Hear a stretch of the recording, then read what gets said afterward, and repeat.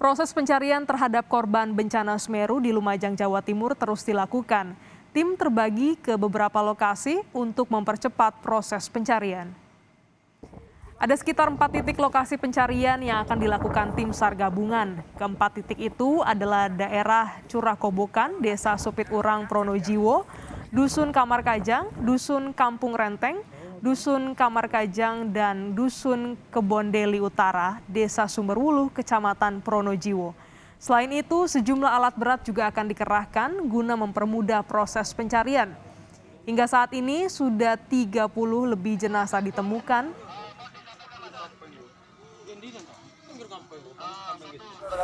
Salam tangguh. Pagi ini kita bergerak bersama tim gabungan, tepatnya di Desa Kamar Kajang, di Dusun Kamar Kajang, Desa Sumberwuluh. Dan pagi ini bisa kita lihat sudah alat berat sudah mulai bergerak, sudah juga ditemukan lokasi jenazah di dalam ekskavator yang masih tertimbun.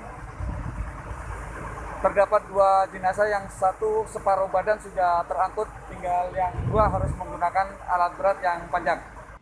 Dan kita akan memantau kondisi para korban bencana Gunung Semeru. Kita terhubung dengan Babul Arifandi, jurnalis Kompas TV di RSUD Dr. Haryoto Lumajang. Selamat siang Babul, bagaimana kondisi terkini korban luka yang tengah dirawat di sana?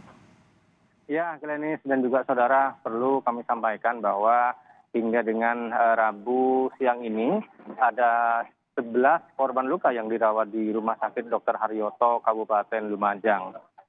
9 diantaranya merupakan pasien baru yang dirujuk dari Rumah Sakit Pasirian, sementara 2 orang pasien lain merupakan pasien lama yang sudah masuk ke rumah sakit ini sejak pertama kali erupsi terjadi di Lumajang. Dan kondisi 11 pasien ini memang kondisinya memprihatinkan. Pasien baru yang dirujuk 9 orang yang dari Pasirian itu dirujuk karena memang kondisinya sudah sangat memprihatinkan, semakin memburuk begitu Glenis. Kemudian dirujuk ke Rumah Sakit Dr. Haryoto Kabupaten Lumajang. Dan saat ini proses penanganan medis sudah dilakukan. Rumah Sakit Haryoto Lumajang juga sudah meminta bala bantuan tenaga medis dari Rumah Sakit Dr. Saiful Anwar Malang, kemudian juga dari Rumah Sakit Dr. Sutomo Surabaya, dan juga Rumah Sakit Dr. Subandi Jember. Tenaga medis yang didatangkan adalah tenaga ahli di bidang operasi bedah plastik yang memang dibutuhkan oleh pihak rumah sakit untuk mempercepat proses penyembuhan terhadap korban-korban yang mengalami luka bakar cukup serius. Luka bakar yang dialami ya seperti yang informasi yang kami terima dari tim medis Rumah Sakit Dr. Haryoto berkisar antara 10 hingga 40%. Dengan demikian mereka membutuhkan waktu yang cukup lama untuk sembuh, dan proses penyembuhan yang harus melibatkan berbagai tim termasuk juga dokter spesialis. Glenis. Masih ada 11 orang yang dirawat di RSUD Haryoto, dan bagaimana juga dengan jenazah korban? Apakah semuanya sudah teridentifikasi? Ya, Glenis dan juga saudara, di kamar jenazah saat ini ada 13 orang korban yang menjadi korban meninggal dari erupsi Gunung Semeru. Dari 13 ini, 8 orang belum teridentifikasi. 8 orang ini sulit untuk diidentifikasi oleh petugas karena luka parahnya cukup parah, bahkan sudah tidak bisa dikenali wajahnya. Dan baru saja sekitar 2 jam yang lalu pihak rumah sakit sudah mendatangkan kontainer pendingin yang nantinya disiapkan untuk menampung jenazah-jenazah yang berada di kamar mayat Rumah Sakit Dr. Haryoto. Sebab dengan terus bertambahnya jumlah korban yang meninggal yang dibawa ke rumah sakit ini membuat pihak rumah sakit sudah tidak mampu menampung seluruh korban meninggal. Rumah sakit ini hanya memiliki 4 freezer atau 4 peti pendingin dan seluruhnya sudah terisi. Dan jika tidak mendatangkan kontainer pendingin, maka dikhawatirkan jenazah akan rusak sebelum berhasil diidentifikasi. Hari ini Glenis, proses pencarian korban terus dilakukan oleh Basarnas, TNI Polri, kemudian juga relawan. dan sangat dimungkinkan jenazah akan terus bertambah dan menumpuk di Rumah Sakit Dr. Haryoto Kabupaten Lumajang. Oleh karenanya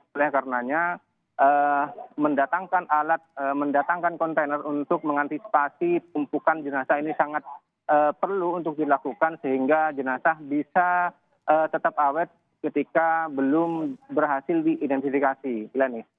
Ya, selain itu adakah juga rumah sakit yang masih merawat korban dari dampak bencana Gunung Semeru ini, Babul?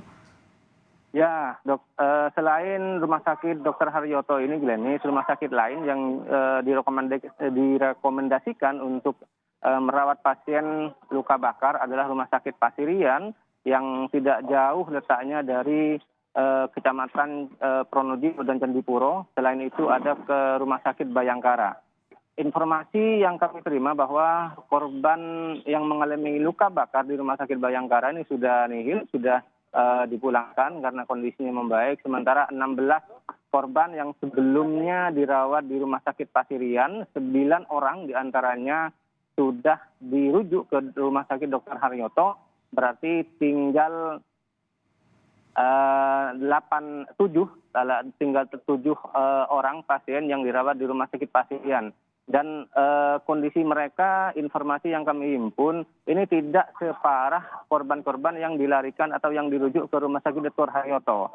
Selain itu, beberapa korban yang mengalami luka bakar ringan dan juga mengalami trauma ini tidak dibawa ke rumah sakit, melainkan dirawat secara intensif di Puskesmas Penanggal dan juga Puskesmas Candipuro. Selain itu di posko-posko pengungsian, tim medis dan relawan juga secara intens memantau dan mengecek kondisi kesehatan dari warga, pengungsi dan juga korban yang mengalami luka bakar ringan agar proses pemulihan, agar proses penyembuhan korban erupsi Gunung Semeru ini cepat bisa dilakukan, Glenis. Ya, tadi Anda sampaikan masih ada 8 jenazah yang belum teridentifikasi. Bagaimana, apakah juga dibangun posko untuk bisa melaporkan anggota keluarga yang hilang untuk bisa melihat ataupun mencocokkan data jenazah yang ditemukan oleh tim gabungan dengan keluarga korban?